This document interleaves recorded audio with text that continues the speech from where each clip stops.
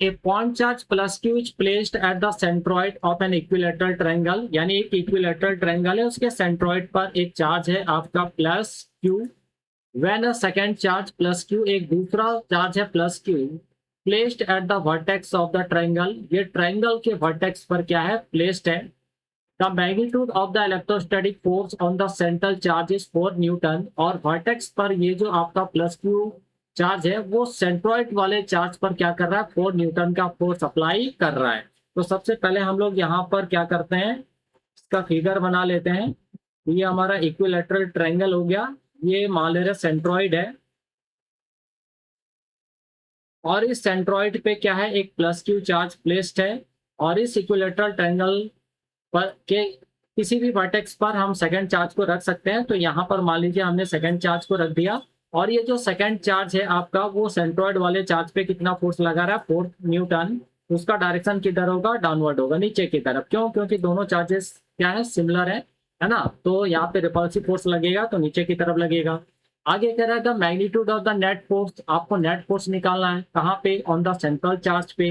When a third charge plus Q is placed at the another vertex. अब देखिए इस equilateral triangle के दूसरे वर्टेक्स पर फिर से एक चार्ज रखा गया है, थर्ड चार्ज प्लस क्यू। तो इन दोनों चार्जेस के वजह से इस सेंट्रॉइड पर जो चार्जेस पे नेट फोर्स कितना लग रहा है, तो देखिए इसके वजह से कितना लगा, 4 न्यूटन नीचे की तरफ। तो इस वाले प्लस क्यू चार्ज के वजह से सेंट्रॉइड वाले चार्ज पर कितना फोर्स लगेगा, और उसका डायरेक्शन क्या होगा, तो ये डायरेक्शन इधर होगा फोर्स का, और ये भी कितना होगा, 4 न्यूटन। क्यों होगा, क्योंकि दोनों चार्जेस जो है, जो वर्टेक्स पर जो दोनों चार्जेस रखे हैं वो दोनों चार्जेस मैग्नीट्यूड में क्या है, सेम है, ठीक है। और यहाँ पर डिस्टेंस भी क्या है, ये वाला और ये वाला डिस्टेंस भी क्या है, आपका सेम है, तो कोई दिक्कत नहीं है, दोनों तरफ फोर्स 4 न्यूटन लगेगा। अब जरा देखिए ये जो एंगल है, यहाँ पे जो एंगल बन रहा है, ये एंगल कितना बन रहा है, 120, क्लियर है।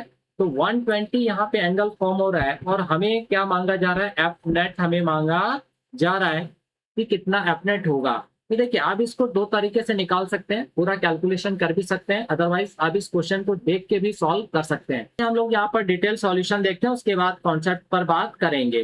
तो देखिए हमें क्या निकालना है, एफ नेट निकालना है। तो रिजल्टेंट निकालने का फॉर्मूला क्या होता था, तो हम लोगों ने पढ़ा हुआ है कि अगर हमें रिजल्टेंट निकालना होता था तो आर इक्वल टू क्या करते थे, a square plus b square plus 2ab cos theta, ठीक है। तो यहाँ पे देखिए ए और बी के जगह पे क्या है, 4 न्यूटन है, तो यानी 4 स्क्वायर प्लस क्या हो जाएगा, 4 square plus 2 into 4 into 4 into, अब कॉस यहाँ पे कितना हो जाएगा, तो कॉस 120, क्लियर है। अब कॉस 120 का जो वैल्यू होगा वो कितना हो जाएगा, -1/2।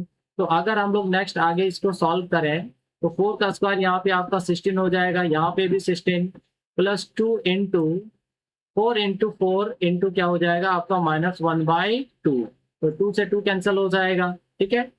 तो आपका कितना आ रहा है, 16 प्लस 16। अब देखिए प्लस माइनस माइनस हो जाएगा, और 4 का 4 से करेंगे तो 16 हो जाएगा, ये कैंसिल हो जाएगा।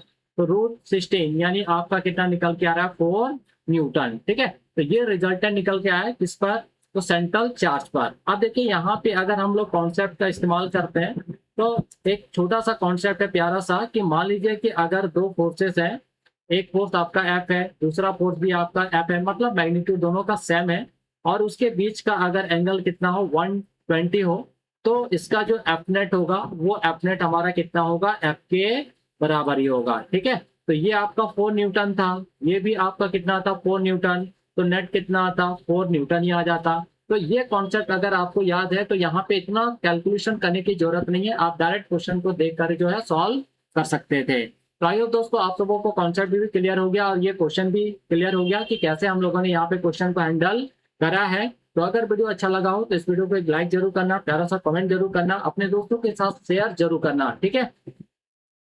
और अभी तक आपने हमारे चैनल को अगर सब्सक्राइब नहीं किया है तो चैनल को सब्सक्राइब करके सबसे पहले बेल नोटिफिकेशन ऑन जरूर कर लीजिएगा, ताकि जो भी नया अपडेट आए वो सीधा आप तक पहुंच पाए।